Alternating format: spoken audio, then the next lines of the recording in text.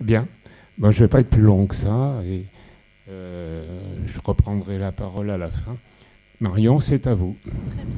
Bah, merci beaucoup. Bonsoir à tous. Et merci aux amis de l'association, à l'association des amis du musée d'imprimerie de m'avoir invité pour venir parler. Alors, on va quand même beaucoup parler d'illustration anatomique et on va parler aussi un peu d'Ozu et de 3D, mais on va quand même beaucoup aborder l'illustration anatomique de manière assez générale. Donc, comme vous le savez, les connaissances scientifiques, et notamment anatomiques dans le cas qui nous concerne, elles ont été diffusées par l'écrit, et puis l'écrit a ensuite été associé à l'image. Dans les premiers temps, les représentations de l'homme sont souvent associées à des sont souvent associées aux zodiaques ou aux astres. Et donc on a par exemple voilà, dans des manuscrits comme ça l'homme représenté avec les signes du zodiaque autour de lui. Et donc c'était un savoir que l'Occident a hérité de la médecine arabe qui elle-même le tenait de la médecine chinoise. Donc c'est une connaissance qui a voyagé comme ça. Donc comme vous le savez, avec l'apparition de l'imprimerie, on va pouvoir développer des techniques d'impression et puis les techniques de gravure aussi vont évoluer, ce qui va permettre de vraiment imprimer des dessins de plus en plus précis, ce qui va nous intéresser nous dans le cadre de l'anatomie, qui est une science qui a besoin de cette précision. Et on va donc, grâce à des matrices, pouvoir reproduire vraiment des images qui vont permettre de, de garantir une véracité, une exactitude dans la représentation qui est parfois perdue qui peut être perdue par le dessin. Donc 15e et 16e siècle, on a d'abord des gravures essentiellement gravures sur bois. Et puis ensuite, on va voir comment ça évolue un petit peu. Et on a dans les premiers livres imprimés qui concernent l'anatomie, finalement, très peu d'illustrations. Donc on va le voir, c'est vraiment quelque chose qui va se faire petit à petit et qui va se développer au fur et à mesure du temps jusqu'à la Renaissance, où là on va avoir vraiment des très beaux traités comme on va le voir. Donc déjà, pourquoi illustrer l'anatomie? Donc là, je vous ai mis un peu ce dont on va parler ce soir. Donc pourquoi on illustre? Les premiers traités imprimés. Ensuite, le principe de remploi des illustrations anatomiques. La mise en place vraiment d'une iconographie anatomique qui va être assez intéressante. Et puis, les livres mobiles ou gravures pop-up, mais c'est vrai que livre mobile, c'est parfois plus approprié. Et enfin, l'anatomie démontable en 3 dimensions. Donc, qui va nous permettre d'aborder justement les modèles Ozu et les modèles classiques. Donc pourquoi est-ce qu'on illustre en anatomie? Déjà, l'illustration, elle peut être perçue uniquement comme un complément ou un ornement du texte, et on va donner plus de portée à l'écrit. Alors que on va avoir dans un contexte pédagogique recours à l'image qui va vraiment pouvoir aider, même si c'est parfois considéré comme une facilité, qui va au contraire encourager un peu la paresse des étudiants. C'est vraiment un terme qu'on peut retrouver dans les critiques de l'image, la paresse des étudiants. Ou même après, lorsqu'Ozu va faire ses modèles, on va l'accuser aussi d'encourager la paresse des étudiants plutôt que de les confronter au réel et de les faire travailler sur la dissection. Et puis l'image, elle va être aussi jugée trop libre d'interprétation par rapport justement à cet exercice de la dissection, et comme un espèce de filtre qui pourrait les éloigner de la vérité. Donc c'est pas une évidence d'utiliser l'image dans les traités anatomiques. On va avoir vraiment des contradicteurs comme Jean Rioland qui va vraiment estimer que les gravures en tout cas que les images n'ont rien à faire dans des traités d'anatomie. Mais ça va vraiment être un enjeu pédagogique qui va se développer comme on va le voir. Alors on a par exemple des anatomistes qui, donc même si pour aucun anatomiste l'illustration ne remplace l'exercice de la dissection, mais dans un ouvrage ils vont estimer que ça va être assez utile. Donc par exemple, Berengario da Carpi, qui va publier un traité en 1521, va estimer que on ne croit point pouvoir acquérir sa discipline uniquement de vive voix ou au travers de l'écrit, car ici sont indispensables la vue et le toucher. Donc pour lui, le livre de toute façon n'est pas suffisant pour apprendre l'anatomie, mais c'est un des premiers qui va réaliser justement un traité assez complet et assez illustré, donc comme vous pouvez le voir à côté, mais on reviendra sur ces postures de ces écorchés. Et donc ça va être un des premiers qui va vraiment illustrer avec l'idée vraiment de proposer une approche très visuelle, très travaillée, mais en tout cas d'avoir des notions anatomiques qui soient le plus juste possible. Autre citation qu'on pourrait aborder ici, c'est celle d'Estienne, Charles Estienne, donc qui va publier aussi un traité en 1541. Et pour lui, il dit « Car si les écrits contentent l'esprit et la mémoire, aussi pouvons-nous dire que la peinture contentera l'œil et la vue de la chose absente, autant ou à peu près comme si elle était présente. » Donc là, on a vraiment aussi la volonté en fait de faire de l'image un support de connaissance et qui va vraiment permettre d'être un intermédiaire entre le réel et le texte pour aider à apprendre l'anatomie. Et on va avoir aussi, par exemple, Vézal, qui est donc un des traités les plus connus et les plus connus encore à la fois pour le texte que pour l'image, qui lui dit que les illustrations ne placent-elles pas sous les yeux l'objet lui-même avec une intensité plus grande que le discours le plus explicite. Donc voilà, pour ces anatomistes-là, l'image, elle a vraiment un rôle à jouer dans les traités et elle n'est pas inférieure au texte, au contraire, elle est vraiment ce qui va aider à rendre le texte plus explicite. Et enfin, William Cheselden, lui, qui va carrément dire qu'il n'a pas jugé utile j'ai jugé inutile de faire de longues descriptions, vu que ces planches sont tellement précises et complètes que du coup, le texte ne va pas préciser plus que l'image. Donc pour lui, vraiment, on a l'image qui est très importante. Donc, pour que l'illustration, par contre, puisse justement remplir ce rôle de support de connaissances scientifiques, il va falloir qu'elle puisse être soumise à la rigueur scientifique. Il n'est pas question de faire autrement. Donc cette transcription du réel, elle va vraiment dépendre donc, du regard subjectif de l'artiste. On va le voir, il y a des moments où c'est vraiment une proposition artistique qui est donnée, mais on a quand même des techniques, des procédés de dessin et de gravure qui vont permettre d'aboutir à des illustrations qui vont être très justes et fidèles tout de même au réel pour permettre vraiment de donner l'impression du réel. Et on le verra avec, par exemple, lorsque on va introduire les ombres pour donner du volume ou alors mettre les corps en perspective, ça va vraiment permettre de compléter comme ça l'aspect réaliste finalement de l'image. Alors, le développement, comme je vous l'ai dit, les premiers traités n'ont pas beaucoup d'illustrations et en effet, le développement va être assez lent pour vraiment arriver. Donc là, par exemple, vous avez William Cheselden, donc 1733. Mais si on regarde donc les premiers traités imprimés, le premier traité imprimé, c'est celui de Jean de Quétame. Donc il va publier 5 gravures. Donc on voit qu'on est encore dans l'inspiration. Là, vous voyez, sur cet homme-ci, on a encore des figures assez zodiacales, etc. Donc il est encore un peu dans cette idée-là. Mais on va quand même avoir des planches beaucoup plus anatomiques, même si vous voyez bien que la précision des organes n'est pas du tout présente. Mais on va être quand même sur des illustrations qui ont une portée assez didactique. Il faut savoir que c'est évidemment pas des images faites d'après nature, c'est souvent soit des images tirées d'une description d'un traité antérieur, soit carrément des reproductions d'images qui existaient déjà. Donc ça, c'est vraiment une des premiers traités illustrés. Une des premières gravures de squelettes, ça va être celle-ci, celle qui est attribuée à Richard Hélin, qui était doyen de la faculté de Paris de 1485 à 1488 et médecin du roi à partir de 1491. Et en fait, c'est un des premiers squelettes qui est présenté, donc avec, là à chaque fois quand je vous parle premier, etc., c'est avec une volonté anatomique. Évidemment, il y a eu d'autres représentations qui existaient auparavant, mais là on est vraiment dans une volonté anatomique. Et donc vous voyez bien que ce squelette, il est légendé. Et chaque légende va venir décrire les os, etc. Donc c'est vraiment un squelette qui est avec une volonté de vraiment décrire le corps.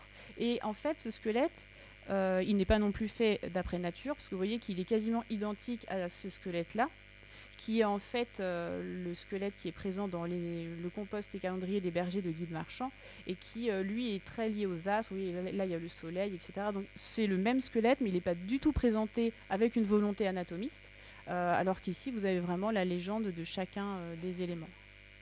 Donc on a comme ça les premières illustrations. On n'est pas sur vraiment l'imitation du réel, on est bien sur des visuels qui sont repris, qui sont copiés et qui sont comme ça légendés pour apporter l'information anatomique. Et la légende, ça va vraiment être un élément important de l'illustration anatomique, comme on va le voir ensuite. Donc dans les premières représentations, on va avoir, comme je vous disais, on va commencer à essayer de montrer le volume. Donc là, vous voyez qu'il y a les petites hachures pour essayer de montrer que c'est en volume. Là, on a par exemple la cavité qui est faite en noir pour essayer vraiment de montrer qu'on a du volume dans le corps humain et l'organisation des organes. Donc voilà, ça c'est une des premières illustrations aussi. On voit bien que d'un point de vue purement anatomique, il y a encore beaucoup d'observations à faire avant de réussir à montrer quelque chose de réaliste. Donc ça, c'est un peu les premières publications. Et on va avoir, par exemple, voilà, les 2 premières illustrations légendées. Donc là, chaque petite lettre va renvoyer à une nomenclature qui est placée en regard de l'illustration. Donc là, la légende, elle n'est pas complètement sur l'image comme on a pu voir avec le squelette précédent, mais on va avoir un renvoi à une nomenclature pour vraiment expliquer l'image. Et donc, c'est vraiment cette idée de légende qui va pouvoir donner par le dessin l'information anatomique. Donc, l'image, elle va pouvoir être imprimée et diffusée seule, ou en tout cas de manière indépendante, comme on va le voir dans plusieurs exemples juste après, où en fait on va pouvoir avoir des échanges d'illustrations entre les différents traités et parfois même des illustrations vraiment conçues seules sans être dans un traité. Juste une petite précision, donc vers 1525 on a l'in-octavo qui est très courant parce qu'il va permettre aux étudiants d'acheter leurs livres moins chers. Mais les ouvrages d'anatomie, à la fin du siècle, vont retourner à l'in-folio et l'in-quarto, qui sont des formats plus grands, parce que justement l'image, elle occupe une grande place dans le traité d'anatomie, et on va avoir besoin qu'elle soit bien visible, donc on va forcément préférer un format plus grand. Donc ça, c'était juste pour vous faire cette petite précision. Mais là, on va revenir donc au remploi des illustrations anatomiques, ce que je vous disais juste avant. Donc, on va avoir, par exemple, l'illustration qui va être remployée, et c'est-à-dire, par exemple, là, on a des impressions faites par Jean Scott à Strasbourg. Donc, c'est 2 gravures publiées en 1517, qui sont 2 feuillets volants. Là, vous voyez, ici, il y a écrit Anatomia Corporis Humani 1517, donc ils sont datés. Et c'est des feuillets volants. En fait, c'était assez courant que des feuillets volants de ce type soient diffusés dans les premières décennies du XVIe siècle. Et en fait, c'était destiné à être affiché dans les boutiques des barbiers ou des chirurgiens qui étaient donc les personnes qui pratiquaient la médecine durant ce siècle. Et qui du coup, voilà, pouvaient utiliser avaient ce type d'impression dans leur boutique. Donc là, dans le cas présent, le texte, il est accompagné, l'image est accompagnée de texte qui explique que ça a été réalisé par Hans Wechlin de Bâle, et que dans ce même texte, il est précisé que c'est des gravures qui seront plus tard associées à un ouvrage, donc on va voir juste là, à l'ouvrage de Hans von Gerdorf, qui est donc un chirurgien allemand. Et vous remarquez que les feuillets donc, ont toujours la même dimension et ils sont collés et pliés à l'intérieur de l'ouvrage. Donc là, on a bien, et c'est un ouvrage qui du coup possède d'autres illustrations, hein. Il y a 28 illustrations en tout dans l'ouvrage qui sont insérées dans le texte et qui, eux, ne sont pas de plus grande taille sur des feuillets comme ça. Et donc on a bien ces gravures-là qui sont intégrées dans le livre. Et donc, vous voyez par exemple, voilà, donc là le squelette il est plié dans ce sens, ici il est collé dans ce sens-là, etc. Et il y a une hypothèse qui consiste à penser que peut-être ces gravures n'étaient pas forcément systématiquement présentes parce qu'on ne les a pas retrouvées dans toutes les éditions, et peut-être que c'était aussi à la demande de l'acheteur que les 2 illustrations étaient rajoutées à l'intérieur de l'ouvrage. Donc ça c'est une hypothèse par rapport au fait qu'on ait trouvé des livres qui n'étaient pas avec ces gravures. Donc par rapport à ces images-là, on va aussi, en fait, il faut savoir que les bois qui vont servir à imprimer ces images vont ensuite, eux, être vendus. Donc, en fait, ils passent de Scott à un autre éditeur, Johann Grüninger, qui, lui, va les publier en 1519 dans un autre traité d'un médecin alsacien. Donc, on a la même image dans 2 traités différents. Donc là, c'est pour vous montrer que, du coup, l'image va se retrouver associée à 2 textes différents, ce qui montre qu'elle a quand même assez d'autonomie par rapport à ce traité. Et enfin, dernier cas de figure pour vous montrer un peu comment le texte et l'image sont associés de manière parfois assez surprenante. On a en 1627 le médecin allemand Daniel Bucretius qui fait paraître un traité dans lequel il va y avoir un texte associé avec un volume d'images. Et en fait, le texte est du médecin flamand dont je vous ai noté le nom là, je ne vais pas le prononcer parce que je ne suis pas sûre de bien savoir. Et en fait, le texte est d'un médecin et les illustrations sont d'un autre anatomiste. Et donc en fait, les illustrations ont d'abord été faites et puis l'anatomiste est décédé avant de réussir à publier son ouvrage. De même que le médecin flamand qui a écrit le texte est aussi décédé avant de réussir à publier son ouvrage. Et c'est donc un troisième médecin, Daniel Bucretius, qui lui va associer le texte et l'image pour les publier ensemble en 1627. Donc vu que le texte n'était pas forcément conçu pour aller avec l'image, il a fait un gros travail quand même d'édition pour associer les deux. Et on a donc ce texte et ces illustrations qui sont associés alors qu'ils n'avaient pas été conçus pour être publiés ensemble. Et on va avoir surtout, c'est les images qui vont remporter un assez grand succès et qui vont éclipser finalement le texte scientifique qui n'aura pas la même postérité. Donc là, je vous ai mis les illustrations qu'on peut trouver dans cet ouvrage. Donc on va avoir ce remploi de l'image, c'est une pratique qui va être assez courante dans les premiers temps des traités imprimés et qui va avoir quelques limites. Donc par exemple, je vous ai mis ici le cas de l'ouvrage de l'anatomiste Govard Bidlaw qui en 1685 va publier donc un ouvrage avec des gravures tirées des dessins de Gérard de Lérès, dessins qui ont été réalisés expressément pour son traité. Et en 1698, l'anatomiste anglais William Cowper publie lui aussi un traité avec des gravures comme ceci. Donc en fait, celle-ci, c'est celle de Blotling, et celle-ci, c'est celle du traité anglais. Donc là, on a le traité néerlandais, le traité anglais. On voit que c'est exactement la même image. Donc en fait, ce qui se passe, c'est que Bidlaw va porter réclamation, va accuser Cowper de plagiat, ça sera même porté en justice. La justice qui ne tranchera pas ni en faveur de l'un ni en faveur de l'autre, elle ne tranchera pas là dans ce cas-ci. Et donc on va avoir vraiment des cas comme ça où, alors après les deux anatomies se sont affrontées, il y a eu des pamphlets d'écrits, etc. Ça a été vraiment une bataille assez importante. Parce que là, on voit bien que c'est exactement les mêmes images. Oui, je voulais juste vous mettre ça pour vous montrer donc, le passage des dessins de Lérès aux gravures de Blotling.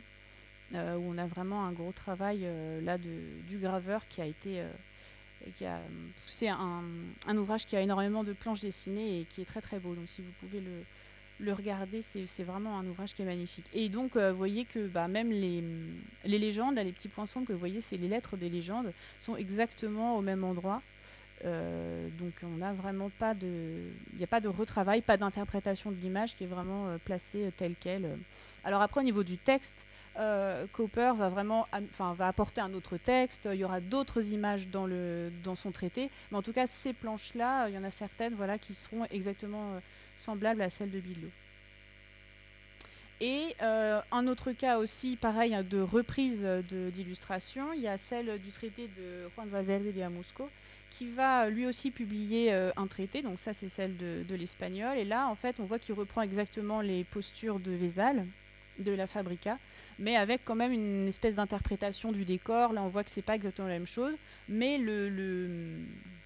l'écorché en lui-même, il est exactement semblable. Et du coup, c'est ce que Vézal reprochera aussi à Valverde de l'avoir... alors, il n'utilisera pas le mot de plagiat, je ne pense pas, mais en tout cas, il va lui reprocher d'avoir utilisé ces gravures, et surtout, ça veut dire de ne pas avoir disséqué lui-même.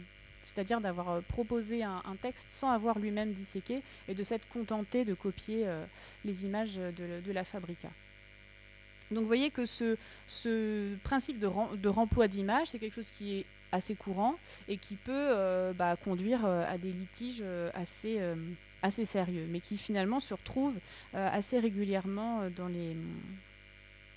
les traités anatomiques. Donc, surtout qu'à partir du XVIe siècle, l'illustration va vraiment prendre une place de plus en plus importante dans les traités, comme on va le voir là par 3 exemples, où on a vraiment la mise en place d'une iconographie assez particulière et qui va être vraiment reprise ensuite par les autres anatomistes. Donc, mise en place de l'iconographie anatomique. On va avoir un des premiers traités qui vraiment met en scène les écorchés dans des décors, etc. On va avoir le traité de l'anatomiste et chirurgien italien, Jacopo Berengario da Carpi, qui va avoir un texte avec vraiment de l'illustration tout au long du texte. Donc là, on est en 1521, et c'est un des premiers qui va vraiment présenter les corps dans des décors, dans des paysages, avec des postures vraiment de personnages presque vivants. Donc, pour certains, ces illustrations sont les premières réalisées d'après nature, bien qu'il y ait encore de nombreuses approximations anatomiques. Mais ce seraient donc les premières réalisées d'après nature. C'est aussi donc cette mise en scène qui est présentée de manière assez artistique serait la volonté même de Berengario, donc la volonté même de l'anatomiste, qui en fait s'intéressait beaucoup à l'art et se serait inspiré de ses propres collections pour copier comme ça des postures et des mises en scène. Donc il va mettre en place vraiment une vision esthétique de la gravure anatomique. On a des écorchés qui prennent des positions assez dramatiques, presque théâtrales. On n'a pas l'impression que c'est des corps qui sont morts, hein, que c'est plutôt des gens qui soulèvent leur propre chair, etc. Et c'est des éléments qui vont être repris. Par exemple, l'homme assis sur le rocher, etc. C'est des choses qui vont assez souvent se trouver dans les traités d'anatomie. Donc, ce qui va être intéressant aussi, c'est qu'en 1523, il va publier un deuxième ouvrage où il va reprendre ses gravures. Et là, il va les encadrer comme ça avec des petites bordures qui vont vraiment leur donner finir de leur donner un aspect complètement esthétique et artistique avec comme un espèce d'encadrement qui vont vraiment être une décoration supplémentaire. Donc ça, c'est vraiment un des premiers qui va avoir cette posture artistique comme ça dans son traité d'anatomie. C'est une posture qui va être reprise aussi par Charles Estienne en 1545, qui va lui aussi publier son traité anatomique avec plusieurs séries de gravures. Donc il y aurait peut-être plusieurs graveurs qui auraient travaillé avec lui. Donc il y a des hommes comme ça qui montrent essentiellement leurs viscères et puis des squelettes. Et il va y aussi y avoir une série avec des femmes. Comme ici, des femmes dans des positions lascives, dans des intérieurs, en fait. Estienne, on voit que là, il s'inspire directement d'illustrations, de gravures de Caraglio, qui sont elles-mêmes inspirées de peintures. Donc là, on est vraiment dans la reprise quasiment exacte de la posture de la femme. Donc ça, c'est assez, ça montre vraiment cette volonté artistique que peut avoir Estienne. Et de la même manière qu'on fait les dissections dans des amphithéâtres et que ça devient presque un spectacle, lui, il va vraiment instaurer une grande théâtralité dans ses illustrations. Donc, on va avoir aussi, par exemple, alors je ne sais pas si vous voyez très bien, mais en fait, par exemple, cette illustration, il y a 2 plaques différentes. Et là, on voit qu'il y a en fait un petit trait qui montre bien cette distinction. Donc, il est probable qu'il y ait eu un graveur pour la partie anatomique et un graveur pour le reste. Donc c'est probablement pas la même personne qui a travaillé sur ce type d'illustration. Et donc voilà pour Estienne qui va vraiment instaurer comme ça cette portée artistique, on va le lui reprocher, parce qu'on va lui dire qu'il éloigne le lecteur vraiment de l'anatomie scientifique. Mais quand on regarde vraiment d'un point de vue anatomique, c'est pas quelque chose qui est complètement faux. Donc il a quand même une portée et une justesse scientifique qui est réelle. C'est pas juste comme ça une mise en scène de corps. Donc c'est vraiment avec une volonté didactique et scientifique. Et donc, le dernier, évidemment, enfin le dernier exemple, mais c'est pas le dernier traité, en 1543, Vézal, qui publie De Humani Corporis Fabrica, évidemment le plus célèbre. Donc, il y a quand même 45 planches hors texte, plusieurs gravures insérées dans le texte, et le texte est lui-même divisé en 7 livres, donc c'est quelque chose d'assez important, et avec des gravures sur bois de Jan-Stéphane Calcar, donc possiblement cet artiste-là précisément, mais en tout cas des graveurs de l'atelier du Titien, même si on n'est pas sûr de l'auteur des gravures. Donc en fait, il avait déjà publié en 1538 les Tabulae Anatomicae Sex, qui étaient des gravures sur feuilles volantes, qui n'avaient ni numéro d'ordre, qui étaient vraiment à l'intention des étudiants. Et donc c'était des planches qu'il avait travaillé avec cet artiste, Jan-Stéphane Calcar, et donc on suppose qu'il a continué la collaboration pour la Fabrica. Mais c'est quelque chose qui n'est pas encore complètement vérifié. Enfin, qui en tout cas ne peut pas être affirmé clairement maintenant. Donc on a aussi des corps qui sont mis en scène, qui ont des expressions. Vous pouvez voir ici là, le squelette qui est complètement pensif, la main sur le crâne, etc. Donc il a vraiment une volonté de mettre en scène les corps, toujours dans un décor, comme vous pouvez le voir, avec aussi ici la partie plus muscle. Mais on a vraiment une exposition méthodique du corps humain, avec vraiment une progression de la dissection, donc avec vraiment les muscles enlevés au fur et à mesure, etc. Et puis le corps de face, le corps de dos, le squelette, etc. Donc il y a vraiment une réelle approche scientifique et une volonté de communiquer autour de ça. Ça va être aussi un grand succès pour le texte, parce que parfois, comme je vous l'ai dit tout à l'heure, les images éclipsent le texte, etc. Mais Vézal, donc, il a 28 ans quand il publie ce traité, et c'est surtout un traité où il va contredire Galien, il va remettre en cause Galien, qui est un peu le médecin qui fait référence jusqu'à présent, notamment au sujet de la circulation du sang, ce genre de choses, et du coup c'est assez mal perçu, parce qu'il y a vraiment des galiénistes purs et durs qui n'envisagent pas qu'on puisse contredire Galien et donc découvrir d'autres manières de voir le corps. Donc c'est vraiment un traité qui va faire scandale, qui va être important d'un point de vue anatomique et d'un point de vue esthétique, avec ces gravures qui vont remporter un succès extraordinaire. Et donc, comme on l'a vu avec Valverde, c'est aussi des gravures qui vont être prises et copiées et régulièrement servir d'inspiration, comme on l'a vu d'ailleurs même là au musée des Beaux-Arts, il y a une exposition qu'on a vue ce matin, et il y a justement un squelette qui s'appuie sur une bêche et qui est inspiré justement de la Fabrica. Donc c'est aussi une inspiration qui va aller jusque dans le monde de l'art, donc c'est ça qui est assez intéressant, qui est assez fascinant avec ce traité. Oui, je voulais vous reparler de William Cheselden, parce qu'en fait, c'est un des anatomistes qui va, donc comme on l'a vu, il estime que le texte qu'il n'a pas besoin de texte pour décrire des images qui sont parfaites, enfin plus ou moins parfaites, et c'est qu'en fait, il va travailler avec un graveur qui va utiliser la chambre noire, donc pour vraiment être sûr d'avoir un dessin qui soit de bonne qualité, avec des bonnes proportions et qui soit scientifiquement aussi juste. Donc c'est sur le frontispice de l'édition, il a vraiment utilisé ce procédé pour dessiner et avoir un dessin vraiment exact. De même que Bernard Albinus va aussi publier un traité où là son graveur, donc Jan van der Laar, va utiliser la technique du quadrillage.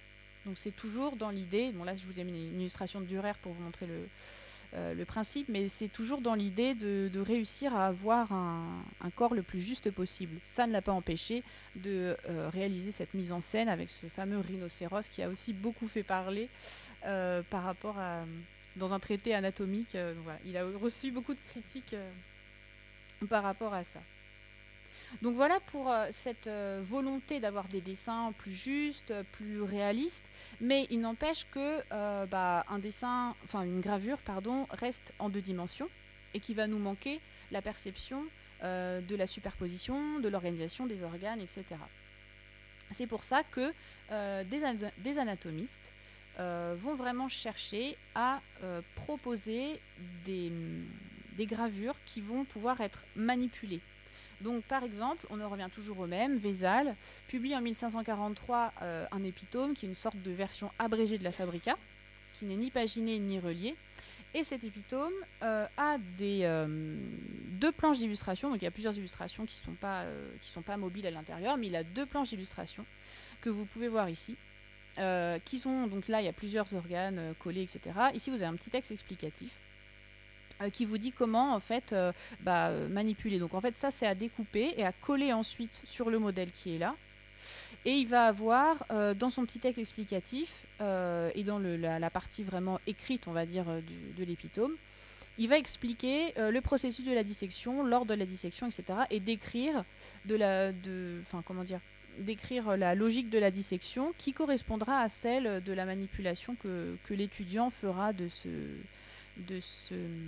Alors je vous ai mis un petit truc, j'ai trouvé sur internet quelqu'un qui a fait une photo en 3, enfin un truc en 3D, mais ça charge pas. Oui, mais si j'ai mis j'ai mis mon téléphone. Donc là c'était juste pour vous montrer. Donc en fait on a, oups, c'est assez sensible. Bref, on a, en fait, on voit tous les organes qui se soulèvent les uns au-dessus des autres, etc. Et donc ça, c'est accolé par le lecteur. Et puis on soulève et on a le texte qui explique vraiment dans l'ordre dans lequel on manipule et ce qui suit vraiment l'ordre d'une dissection qu'on ferait sur un corps réel. Donc là, c'est vraiment un des premiers essais comme ça pour vraiment montrer. Et c'est vraiment pour Vézal une volonté pédagogique. C'est pour ses élèves, pour ses étudiants. Donc c'est vraiment dans cette volonté pédagogique parce qu'il sait aussi que assister à des dissections ou pratiquer des dissections, c'est quelque chose qui est quand même assez peu fréquent. Et qui donc...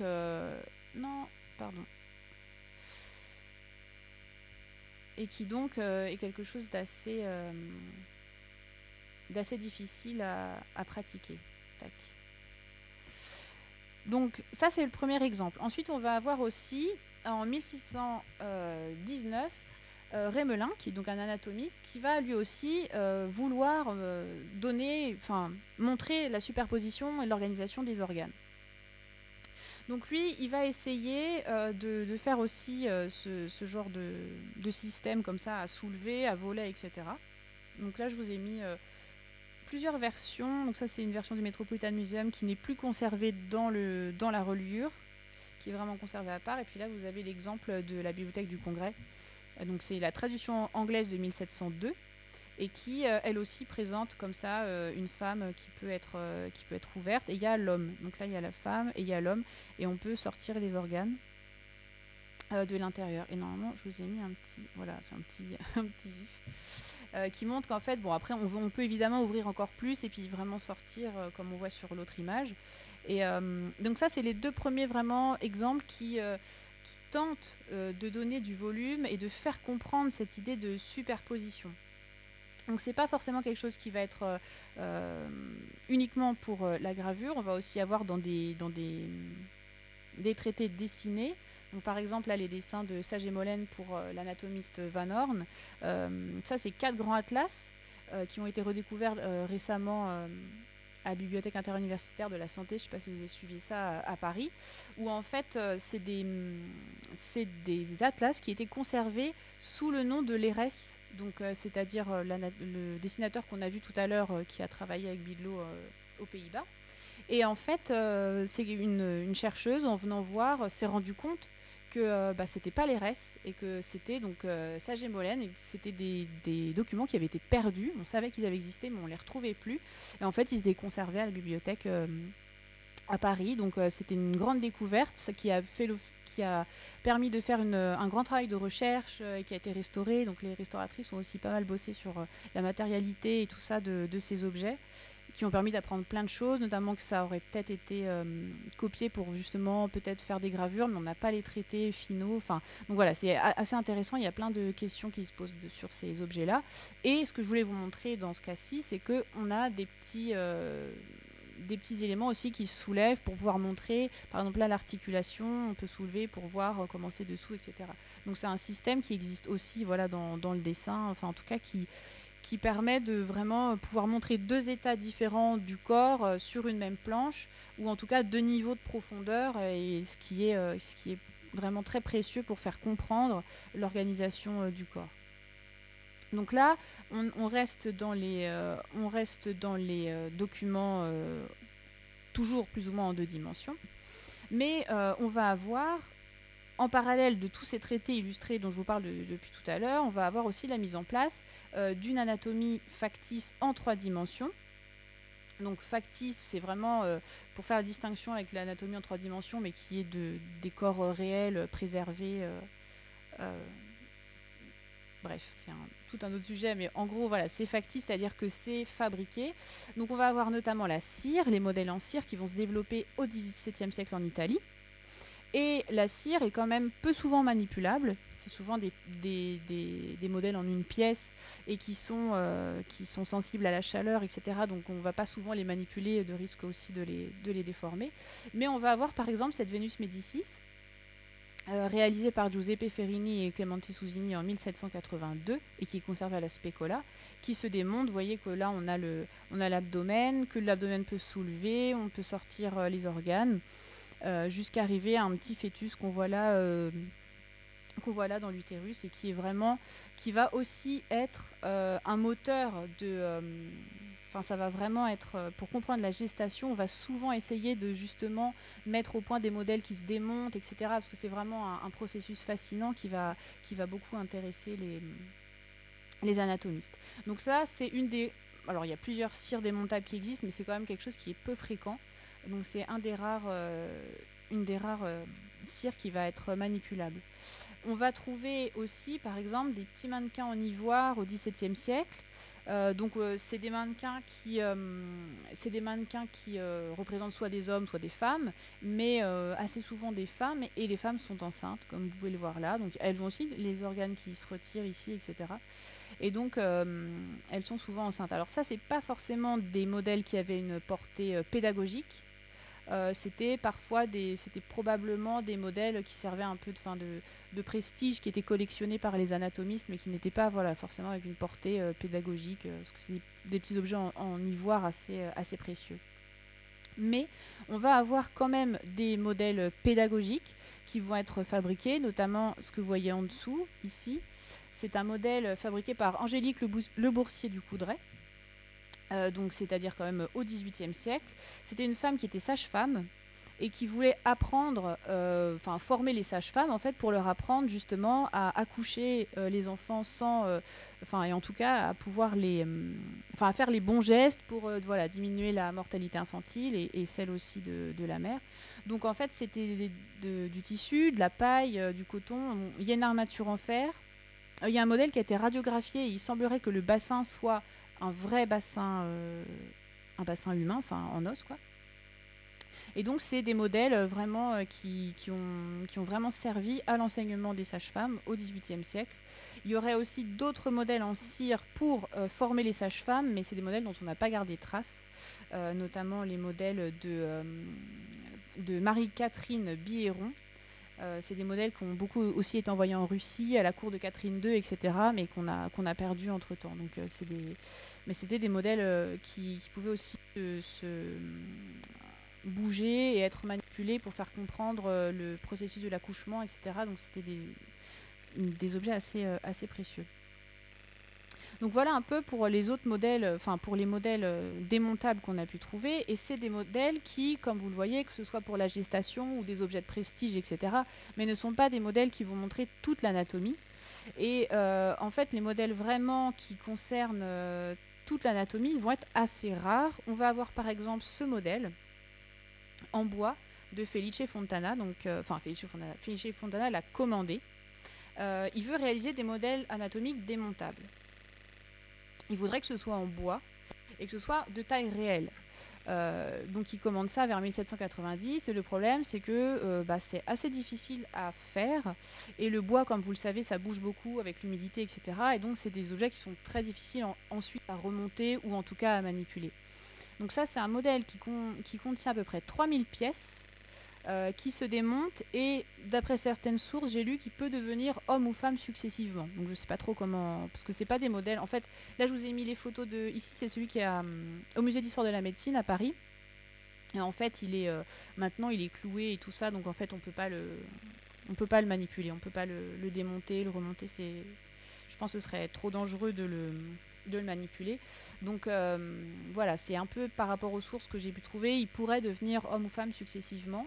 Et c'est donc un exemplaire qui avait été offert à Napoléon. Enfin, Napoléon l'a commandé et ensuite il lui a été offert.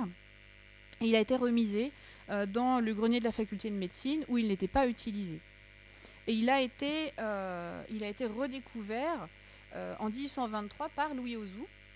Alors c'est lui qui dit qu'il l'a redécouvert. Après, je ne sais pas si c'était un modèle qui était vraiment complètement oublié ou s'il était encore connu dans l'université. Mais en tout cas, Louis Auzout le redécouvre parce que il trouve, lui, pendant qu'il fait ses études de médecine, donc il a commencé ses études en 1816, il trouve que c'est vraiment pas facile de retenir l'anatomie. Il le dit lui-même, il a une mauvaise mémoire, etc. Et du coup, il aimerait pouvoir créer un modèle démontable pour pouvoir s'entraîner, en fait, à la dissection et pour pouvoir apprendre l'anatomie, avoir comme un aide-mémoire qui serait beaucoup plus accessible qu'un vrai cadavre pour une dissection. Donc il va faire ses recherches. Il va d'abord chercher par rapport aux matériaux. Donc le bois, il trouve ça pas assez facile à réaliser et ensuite à manipuler. La cire, il trouve que c'est lourd et que c'est sensible à la chaleur, donc c'est pas très facile de la mettre en œuvre.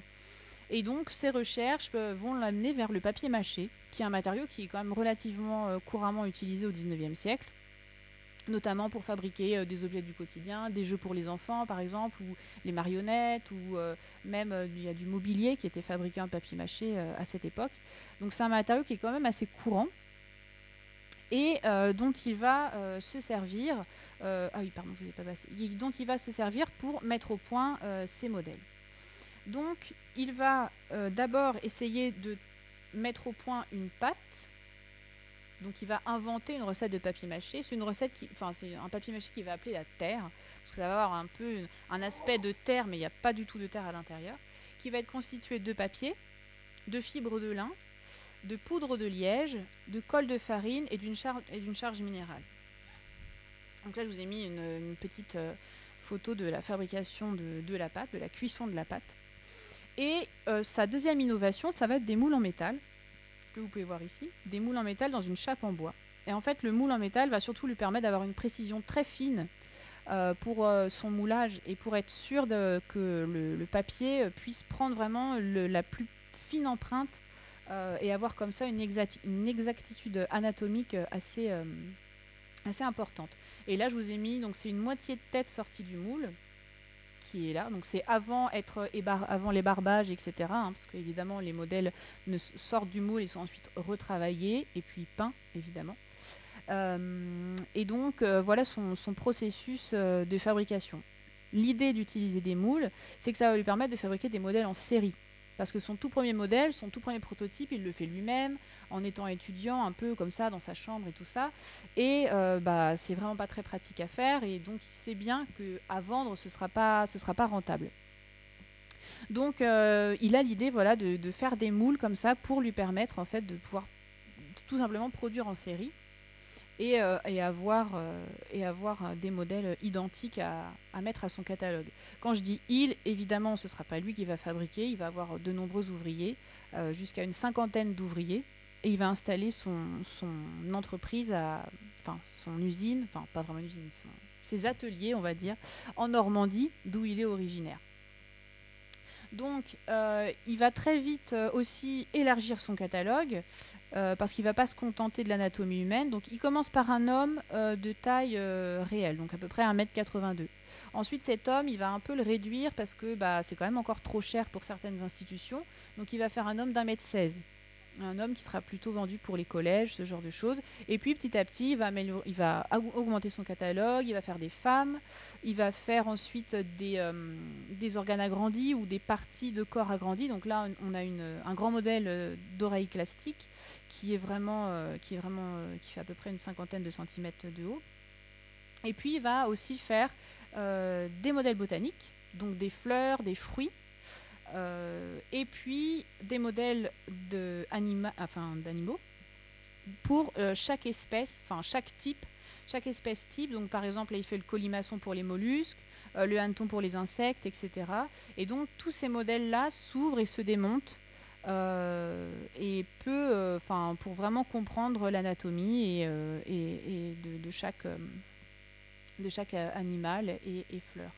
Donc il va vraiment élargir petit à petit son catalogue. Il va même faire un gorille qui lui sera ramené de la campagne d'Égypte de Napoléon. Il va faire un cheval qui va être extrêmement important parce qu'au XIXe siècle, évidemment, le cheval il est central, que ce soit pour l'agriculture, pour les transports, pour la guerre. Donc c'est un modèle qu'on va beaucoup trouver encore aujourd'hui dans tout ce qui est institutions militaires, etc. Parce que c'est un modèle qui servait vraiment aux militaires à apprendre à soigner un cheval. Et donc à permettre d'avoir une armée beaucoup plus performante. Et puis il va faire d'autres éléments assez importants pour le 19e siècle, les abeilles pour la cire, qui était assez importante, et puis le ver à soie pour la fabrication de la soie, qui va être aussi un modèle qu'on va retrouver assez fréquemment dans les institutions. Donc voilà un peu pour son catalogue, qui va vraiment développer tout au long de... Il va ajouter des modèles tout au long de sa carrière. Ce ne sera pas un catalogue fixe en début de production. Donc ces modèles, on les dit clastiques, du grec ancien klao, qui signifie mettre en pièces, rompre. Et du coup, là, je vous ai mis par exemple un grand modèle d'homme de Bruxelles, du musée de la médecine de Bruxelles. Et voilà, c'est un peu tous les éléments qui se démontent. Donc on a le cerveau qui se démonte, la tête, le cou, les poumons, cœur, diaphragme. Alors après, il a fait des ensembles quand même avec le foie, les reins, etc. Les intestins, et puis le bras. Et là, il y a la jambe aussi qui se démonte. Ça, c'est parce que c'est un homme qui ne se démonte pas entièrement. Mais vous avez des hommes qui sont complètement démontables. Où là, par exemple, tous les muscles de la jambe aussi peuvent être retirés, etc. Et là, vous avez un nombre de pièces assez important. Donc voilà un peu pour ces modèles classiques. Il va évidemment donner des instructions pour la manipulation, parce que comme il a vu que le modèle de Fontana, il n'était pas très facile à manipuler, il va faire des instructions, comme vous pouvez le voir là. Et en fait, le modèle, il est vendu avec une petite spatule en métal, et la petite spatule en métal, elle va venir aider à détacher chaque pièce les unes après les autres. Et en fait, il a aussi sur chaque pièce collé ces petites étiquettes, donc avec une manicule et un numéro. La manicule indique le sens dans lequel il faut tirer la pièce pour la démonter, et le numéro indique le numéro de la pièce dans le démontage. Donc ça permet vraiment de procéder avec ordre, et chaque numéro renvoie à un tableau synoptique qui va venir légender en fait le modèle, et donc nous renseigner sur de quel organe est-ce qu'on parle, quel muscle, quel tendon, etc. Et donc vraiment avoir comme ça une description très précise de son modèle. Il va vendre oui, parce que son but est donc de rendre l'étude de l'anatomie plus générale, plus facile et moins insalubre. Et il va concevoir ces modèles vraiment dans un but pédagogique. Et c'est des objets qui vont être envoyés partout dans le monde. Quand on voit ses commandes, etc., il fournit vraiment partout dans le monde. Il va vendre en Russie, par exemple. Il va vendre en Amérique. Enfin, il va vendre vraiment, vraiment partout. Et ces modèles vont aussi aider à fonder, par exemple, des écoles, par exemple en Égypte. Lorsqu'on va fonder des écoles de médecine, ça va être des modèles qui vont aider à la fondation d'écoles en créant des références en fait pour pouvoir apprendre l'anatomie plus facilement. Donc là, je vous ai mis, c'est des photos assez récentes. J'ai pas trouvé de photos, enfin assez récentes, plutôt récentes. J'ai pas trouvé des photos vraiment plus anciennes où là on voit un modèle de femme pour les infirmières, et puis un modèle de cheval ici dans une classe vétérinaire vers 1900. il reste tout de même dans cette idée d'iconographie anatomique dont je vous ai parlé depuis tout à l'heure, parce que il veut donner à son homme, enfin il donne à son modèle d'homme la pose de l'Antinous antique. Donc il lui donne vraiment la posture d'une sculpture antique. Il a fait pas mal de recherches, il s'est vraiment beaucoup intéressé à l'art, etc. Et du coup, il lui donne cette posture et on voit que c'est la même jambe d'appui, la tête est penchée dans le même sens, etc. Donc il a vraiment pensé à ça en créant son modèle. Donc ça montre que lui aussi, il s'insère dans cette iconographie qui est là depuis le XVIe siècle. Et donc, Dozu, qui a fait son anatomie en volume, on va revenir au livre. Et c'est ce qui va se passer donc avec Achille Comte en 1834, qui est médecin et membre fondateur de la Société d'anatomie de Paris, qui va se consacrer assez rapidement à la vulgarisation, notamment à travers d'ouvrages destinés à l'enseignement dans les collèges et les écoles normales primaires. Et lui, il va chercher à produire des images. Donc celle-ci, j'ai pas trouvé d'animation, mais en fait, encore une fois, chaque image se soulève, etc. Et il va s'inspirer directement d'Ozu, il le dit lui-même, et dans les archives d'Ozu, en fait, on a des échanges de courriers avec Achille Comte. Donc en fait, ils se connaissaient et ils avaient la même vision des choses. Donc il va mettre au point ces modèles comme ça qui se manipulent et ces modèles, ces livres avec des gravures qui se manipulent. Et ce qui est intéressant, c'est de voir dans son ouvrage quand il dit « Afin de ne pas trop multiplier les planches et de ne pas isoler des parties que la nature montre superposées, on a rendu mobiles les divers plans d'une même figure. Ces plans ou lambeaux, articulés sur le dessin principal, se laissent soulever comme les feuillets d'un livre et l'œil peut pénétrer couche par couche de la surface extérieure d'un organe jusque dans la profondeur et les moindres replis de sa texture. » Et donc là, ça reprend un peu tout ce qu'on a dit, c'est-à-dire on ne veut pas multiplier les planches et on veut pouvoir montrer que la nature, enfin ce que la nature montre superposé. Donc on va vraiment se tourner vers ce type d'illustration pour répondre à toutes ces demandes qu'on a. Et là, l'idée qui est intéressante et qui est du coup abordée dans ces gravures, enfin dans ces ouvrages-là du 19e, c'est qu'on va aussi avoir la volonté de diffuser la connaissance anatomique au plus grand nombre, parce qu'il faut que les gens connaissent leur corps pour pouvoir en prendre soin et pour prévenir aussi les maladies. Donc là, on va aller vraiment dans la pensée hygiéniste du 19e, ce qu'avait déjà un peu Ozu, enfin ce qu'Ozu avait aussi en tête. Mais on va vraiment là avoir la volonté de faire connaître l'anatomie pour que les gens prennent soin d'eux et puissent éviter de tomber malade. C'est ce qui va se passer, enfin c'est ce que va faire aussi Gustave Joseph Witkowski, qui est docteur en médecine et qui va lui aussi se consacrer à la vulgarisation scientifique et qui va publier des volumes de ce qu'il va appeler l'anatomie iconoclastique. Donc iconoclastique qui fait directement référence à Ozu avec son anatomie clastique. Donc là, on est vraiment en relation aussi. Et il va avoir des gravures comme ça, pareil, qui se manipulent et qui s'ouvrent. Donc on voit qu'il y a quand même pas mal de numéros de détails, etc. Et donc, ce qui est intéressant, c'est que Witkowski cite aussi dans son traité, il va citer Rémelin, qu'on a vu. Un des premiers en 1619 à faire des gravures qui se manipulent pour pouvoir donner et montrer la superposition des organes. Il va le citer, on le trouve mis en pratique dans les ouvrages les plus anciens. Johannes Remelinus, en 1133, donc c'est 1119, a publié un traité d'anatomie accompagné de figures découpées et superposées, qui peut être cité malgré la naïveté de l'exécution, etc. Bon voilà, après ça c'est son avis sur la chose, mais en tout cas, il le cite, il le connaît, et c'est de lui aussi qu'il s'inspire. Et il dit bien aussi, lui, que la brochure fait juste quelques pages, et c'est vraiment pour avoir une description rapide, mais qu'en tout cas, l'image en elle-même se suffit, pas besoin d'avoir un texte pour l'expliquer. Donc là, je voulais vous montrer un peu comment ça peut se manipuler. Donc là, on a l'homme, donc on peut déjà ouvrir la tête, ensuite on peut ouvrir le torse qui montre les organes, donc on voit bien que tout est expliqué, légendé, etc. On peut ouvrir encore plus, là on a le cœur qui s'ouvre, et enfin tout soulever, et puis là on a vraiment la vision de la cage thoracique, etc., le muscle du diaphragme, pour vraiment montrer toutes les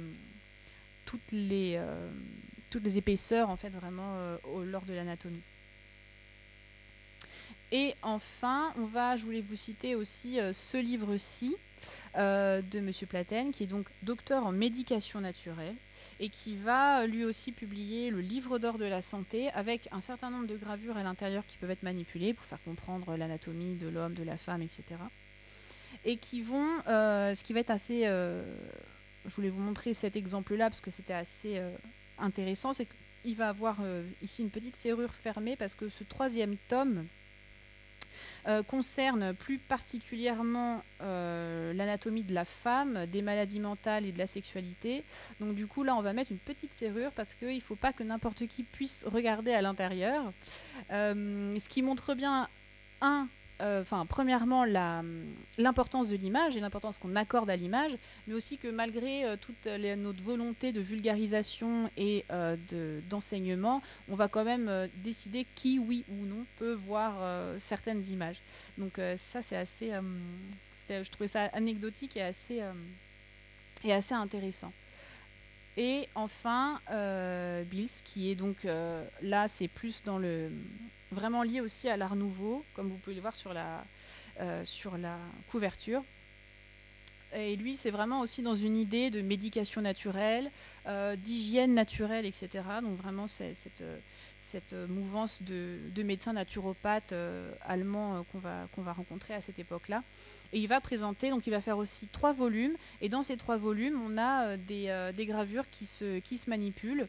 Donc on a pareil un homme, une femme. Là, on a par exemple la précision, encore une fois, de la gestation. Et puis, on va avoir aussi des agrandissements de tête, ce genre de choses. Et donc, il va proposer, il y aura des gravures à l'intérieur, colorées, mais qui ne sont pas manipulables. Et puis, on va avoir au début et à la fin de l'ouvrage des gravures comme ça pour vraiment faire comprendre les superpositions aussi des organes et des systèmes. Donc voilà pour les ouvrages. En fait, ce retour à l'ouvrage après avoir eu Ozu qui nous a un peu montré le classique et puis revenir au classique dans le livre. Donc c'était ce que je trouvais intéressant de vous montrer. Et je voulais juste terminer par ce petit modèle d'Ozu, c'est l'œuf d'Epiornis.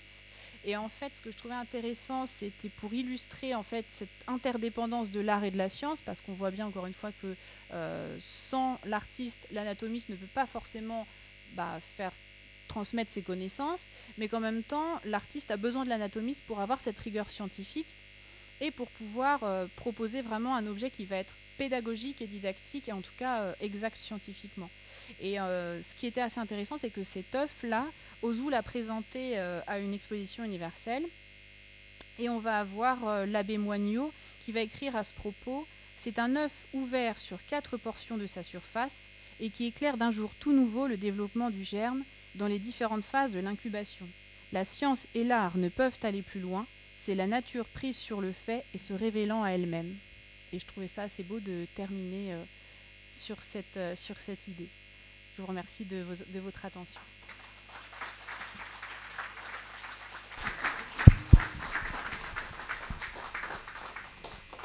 Merci Marion pour cette très passionnante conférence et toute cette revue de tout ce qui a pu être fait autour de l'anatomie.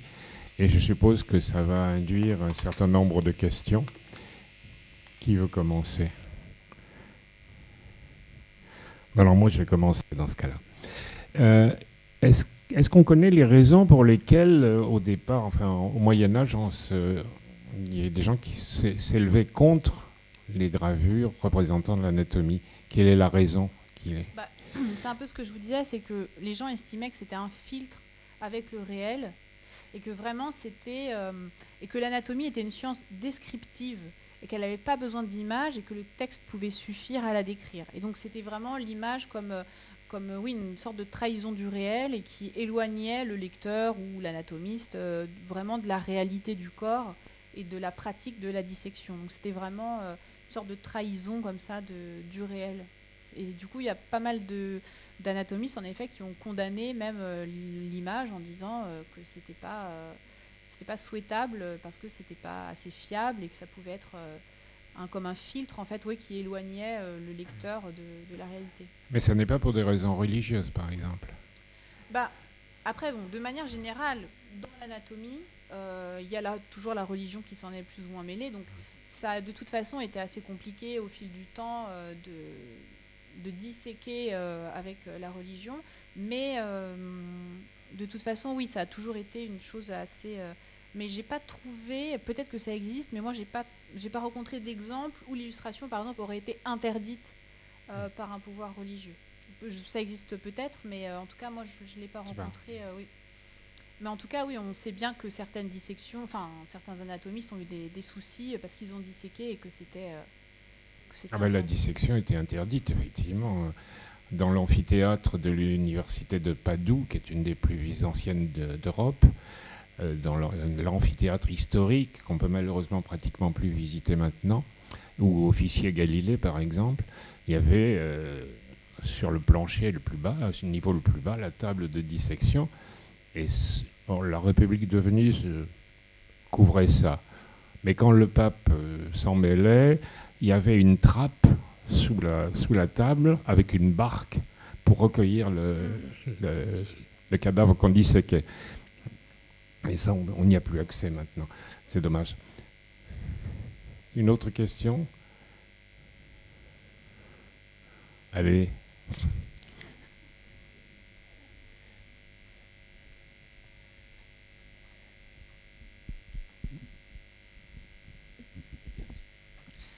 Je me demandais pourquoi est-ce que les toutes premières planches d'anatomie qui sont parues, elles étaient aussi simples et pas du tout détaillées.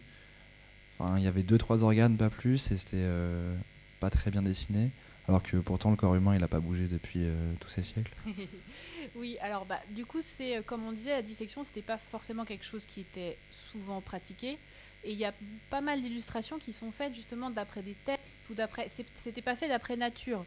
Donc c'est ça qui fait que c'était d'après ce qu'on avait pu lire ou d'après ce qu'on avait pu... Donc c'est ça qui je pense, après, dès l'instant qu'on a fait d'après nature, comme vous avez pu le voir, on a pu faire des choses beaucoup plus complètes. Et puis aussi, simplement, les techniques de dessin et le savoir-faire du dessin n'avaient pas le même développement. Donc mais en effet, oui, le nombre d'organes, par exemple, s'il y a des choses qu'ils n'ont pas vues, c'est sûrement aussi par rapport à l'exercice de la dissection qui n'était pas fait de la même manière. Parce qu'après, c'est toute une autre discussion, mais la dissection, c'est aussi des choses qui sont très, très discutées, la manière dont on ouvre un corps et la manière dont on sort les organes. Certains les sortent par bloc, d'autres organe par organe. Donc en fait, c'est assez compliqué. C'est aussi quelque chose qui a beaucoup évolué dans le temps et on n'avait pas forcément la même méthode au départ et qui du coup a pu causer aussi un certain nombre de différences comme ça. Mais c'est aussi, voilà, souvent parce que c'était pas des choses faites d'après nature et du coup c'était peut-être aussi des choses qu'on avait entendues ou qu'on avait dit au graveur. Enfin, ça peut être des choses de cet ordre-là qui créent ce genre de manque. Mais en effet, il manquait parfois quelques organes. Merci. Et j'avais une autre question. Oui. Du coup, actuellement, tous les étudiants en médecine, ils étudient l'anatomie, c'est quelque chose de super général. Mais vu qu'à l'époque, c'était beaucoup plus difficile d'accès, est-ce que c'était réservé à une élite, entre guillemets, ou tout le monde aussi l'étudiait ? Alors, c'était pas tout le monde, c'était essentiellement les gens qui se destinaient à la médecine. Après, bon, il y a aussi eu des gens qui...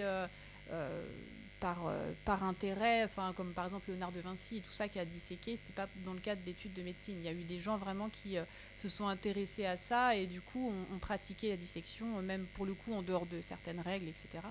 Mais oui, c'était les études de médecine qui pouvaient être suivies.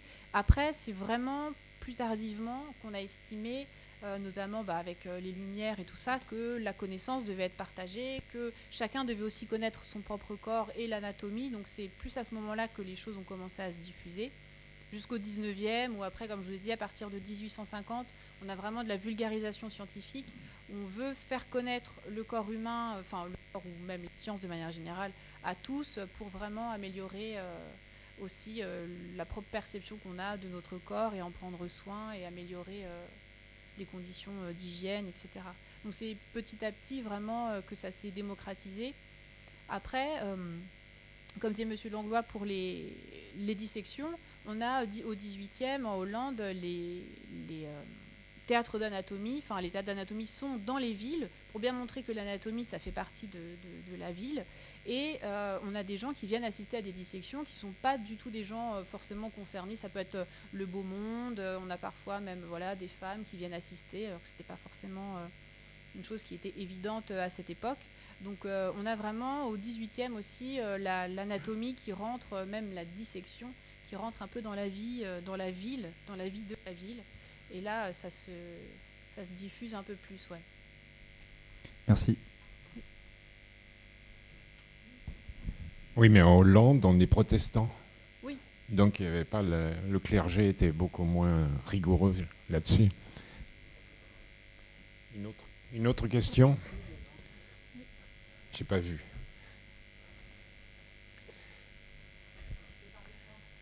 Non, mais voilà. Où trouve-t-on la plupart de ces modèles, alors, à la fois actuellement et puis autrefois, où se trouvaient-ils? Plutôt dans des facultés de médecine, des monastères, Les modèles Ozu, chez des... précisément Alors, pas spécialement les modèles Odu, mais les modèles anatomiques, que ce soit des modèles 3D ou des livres. Alors, pour les modèles Ozu, je peux vous répondre très précisément, parce que c'est vraiment là presque ce que j'ai étudié. Et par exemple, Ozu, il vend aux universités, beaucoup, au collège, au lycée, dans les comices agricoles. Donc là, vraiment, les gens, voilà, enfin, par exemple, il a fait le modèle du blé, etc. Donc des modèles vraiment qui vont concerner le monde de l'agriculture, et du coup, ça va aider aussi à former les agriculteurs, avec toujours cette idée de mieux connaître comment fonctionnent les choses pour mieux produire. Donc c'était quand même toujours un peu lié à ça. Il va vendre aussi dans les... par exemple, il travaille avec un médecin qui a un peu démarché pour lui et qui a été dans beaucoup de séminaires, donc petits séminaires, grands séminaires, pour aller montrer, faire des démonstrations d'anatomie. Et ce qui est assez rigolo, c'est que justement dans les archives, parfois, il y a des retours de courrier qui disent ah, c'est très bien, votre médecin n'a pas dit de choses choquantes. Donc en fait, voilà, c'était vraiment montré... il diffusait vraiment le plus qu'il pouvait, et donc c'était vraiment toute structure d'enseignement. Et je sais que lui, il vendait aussi, par exemple, à des praticiens, des médecins qui n'avaient plus accès à des corps ou à la dissection, et qui, du coup, avaient un petit modèle dans leur cabinet pour pouvoir regarder et vérifier l'anatomie quand ils en avaient besoin. Donc c'est vraiment...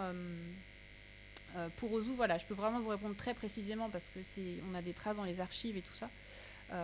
Et après, les modèles 3D, bah, par exemple, tout ce qui est cire, c'est pareil. C'était beaucoup les universités, pardon. Il y a encore pas mal de collections, et c'était surtout des collections dermatologiques, parce que ça permettait de faire des moulages assez facilement et qui étaient très réalistes. Donc pour apprendre à reconnaître les pathologies dermatologiques, etc., c'était très précis. Et puis, on avait... alors après, pour les cires, ce qui est marrant, c'est que c'est passé aussi dans le domaine un peu du spectacle, je sais pas, avec le docteur Spitzner, etc., qui emmenait ça, en fait, dans les cirques. Et c'était des tentes, en fait, où on pouvait rentrer. Et c'était très souvent les maladies vénériennes, etc. Et c'était un peu pour montrer aux gens, faire un peu encore une fois, de leur apprendre et montrer et dissuader les gens de prendre des risques pour attraper ce type de maladie. Donc c'est des choses qui se sont voilà, développées dans tous ces centres-là. Donc essentiellement au 19e, c'est la période que je connais mieux pour ce type d'objet. Et voilà, après pour les ouvrages, c'est vrai que c'est des choses qui sont essentiellement aussi dans les universités, dans les centres d'enseignement en fait. Le modèle qui sert à l'instruction des sages-femmes, on en a vu un dans un petit musée essentiellement centré sur la radiologie dans les environs de Cologne. Je me souviens plus du nom de la petite ville. Ça, je peux vous le retrouver. Oui. Ouais. Oui. Ah, c'est possible. Ouais. À Rouen, il y a plein de choses au musée de l'enseignement. Oui.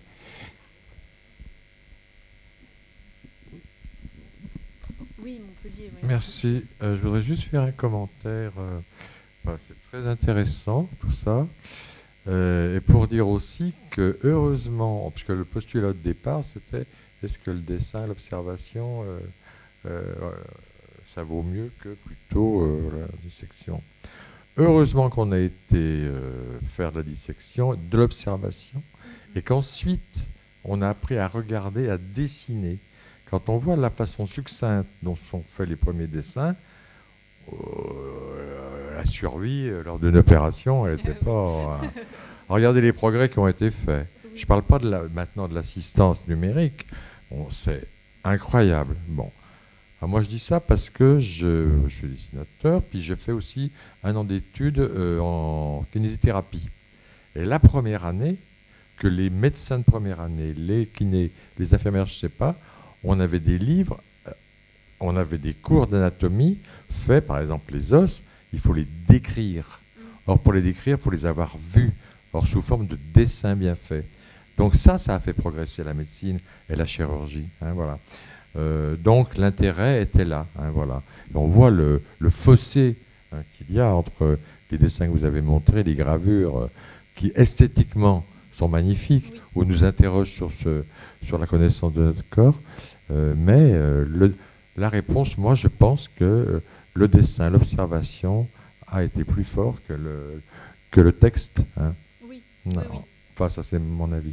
Et puis, on voit aujourd'hui que on retient plus les images. Enfin, voilà, par exemple, Vézal, il est aussi très connu pour ses images, même si son texte, voilà, a fait vraiment date aussi dans l'histoire de l'anatomie. Oui. Mais Vézal, c'était quand même assez engagé comme texte, même s'il n'était peut-être pas plus important au niveau anatomique, mais c'était quand même anti-galien. Oui, c'est ça. C'est en ça qu'il est intéressant. Oui, il a vraiment apporté des choses nouvelles. Et il a même découvert des choses. Après, là, je ne l'ai pas trop évoqué, mais c'est vrai que dans chaque traité, il y avait des choses nouvelles d'un point de vue anatomique, parce qu'on allait de plus en plus loin dans aussi l'observation. On était capable de voir des choses. Puis après, plus on a vu des choses petites, plus on a pu voir et décrire. Donc oui, c'est sûr qu'en fait, il y a eu... là, je vous ai montré ça d'un point de vue plutôt esthétique et tout ça, mais il y a eu vraiment des découvertes publiées au fur et à mesure. Une autre question. Moi, j'en ai une. Quand est-ce qu'on a arrêté de faire les modèles de Ozu ? Parce que quand j'étais gamin, ça existait encore dans les lycées. Hein. Les Ozu. Alors, Ozu, lui, l'entreprise a fermé à début des années 2000, mais il faisait plus de papier mâché, peut-être depuis les années 1920, quelque chose comme ça. Parce qu'en fait, après, très vite, lui, donc, il décède en 1880, ça passe à des neveux, des petits-neveux, parce qu'il n'avait pas de descendance directe. Donc dans un premier temps, ils ont gardé le papier mâché. C'est vraiment ce qui faisait la force en fait de l'entreprise. Et puis ils sont passés plus ou moins au plâtre. Et puis après, ils ont essayé de faire des choses avec des résines et de la fibre de verre. Mais c'est des modèles qui sont beaucoup moins beaux et je pense du coup beaucoup moins efficaces. Donc, et après, l'entreprise a un peu arrêté de faire ça. Parce qu'en fait, ils ont essayé de développer, ce qui a été un peu du coup je pense finalement ce qui a mis un peu peut-être le coup d'arrêt. Il y a un moment, ils vendaient des microscopes. Ils ont vraiment après été plus loin. Enfin, ils ont vraiment varié leur vente et du coup, ça, voilà, ils ont un peu perdu le cœur de l'anatomie classique au fur et à mesure du temps. Mais oui, ça existait jusqu'à Mais je pense que maintenant, l'imprimerie 3D les aurait complètement enfoncés. Voilà, de la même manière que eux ont pu remplacer d'autres procédés Oui, pédagogiques. bien sûr. Une autre question ?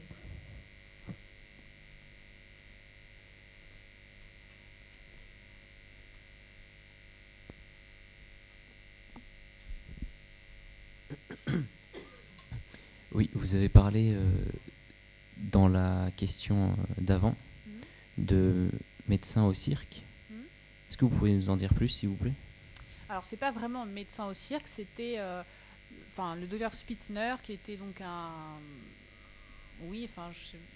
espèce de docteur, mais bon, c'était dans le milieu du cirque. En fait, il avait une espèce de tente où il y avait, par exemple, la Vénus en cire, il y a une espèce de Vénus pareil qui se démonte. Et en fait, là, c'était plus l'aspect spectacle. L'aspect un peu morbide et en fait toute cette fascination qu'on a pour le corps humain qui n'est pas forcément celle de départ des anatomistes qui eux sont vraiment dans une optique de connaissance, de savoir, etc. Là on est vraiment plus dans quelque chose de visuel et en fait du coup il faisait ça, donc il y avait des espèces une tente sur les fêtes foraines et puis on pouvait rentrer et il y avait donc des espèces de personnages comme ça, des femmes qui se démontaient et donc toutes les maladies vénériennes en fait pour aussi essayer de renseigner les gens, de leur dire ça peut être assez, assez délicat. Donc, et c'était pareil, des tentes qui n'étaient pas ouvertes à tout le monde. Il y avait une limite, on ne pouvait pas rentrer suivant qui on était. Et du coup, ça servait... Enfin, il y a pas mal de gravures comme ça où on voit justement des jeunes militaires qui vont dans les tentes pour justement aller voir un peu ces choses. Donc voilà, c'était essentiellement ça. Après... je ne me suis pas trop penchée sur la question, mais je sais qu'il y a vraiment des gens qui ont travaillé sur ce Dr Spitzner, et c'est une collection qui malheureusement, quand a été un petit peu éclatée, et il y en a quelques-uns au musée de la médecine de Bruxelles qui ont été récupérés. Donc c'est vraiment des modèles qui sont anatomiques. Enfin, c'est des choses qui sont vraies, mais qui ont été détournées en fait pour être présentées sous cet aspect un peu du spectacle et de la fascination un peu morbide comme ça qu'on peut avoir pour le corps humain. Et en fait, c'est un peu ce qui se passe. Enfin, Ozu, c'est pas du tout sa volonté, mais par exemple, lui, il a beaucoup présenté des modèles aux expositions universelles. Et en fait, quand ces modèles étaient exposés aux expositions universelles, les gens lui avaient demandé de les cacher pour pas choquer, notamment les jeunes femmes qui pouvaient passer dans les allées. Et en réalité, c'était le contraire, c'est que les gens étaient demandeurs de mais montrez-nous, faire des démonstrations, etc. Et donc en fait, il y avait plutôt des attroupements en fait, de gens qui venaient regarder comment pouvait se démonter le corps humain. Enfin, donc c'est un peu ça en fait, la dualité. On essaie de cacher des choses et en fait c'est tellement fascinant que finalement ça attire plutôt qu'autre chose. Voilà. À Lyon, vous pourrez, pour les journées du patrimoine, je pense que vous pouvez en voir à l'ENS, à Gerland ou à Marcy-l'Étoile, ou par là, dans les musées qui sont de la médecine qui sont en train de se regrouper actuellement. Et il y a aussi pas mal de modèles Ozu au musée de l'histoire de l'enseignement de vétérinaire, enfin à l'école vétérinaire. Ouais. Ils ont un modèle de cheval, aussi, oui. Un dindon, ils ont pas mal de choses aussi. Mais oui. Mais des fleurs, on en trouve aussi à l'université Claude Bernard aussi, effectivement. Comment ? Oui, justement, c'était pour les 40 ans de l'université Claude Bernard. Maintenant, elle a 50 ans. Ok. Bon, merci beaucoup merci. Pour tous ces suppléments auxquels on a eu droit. Et la prochaine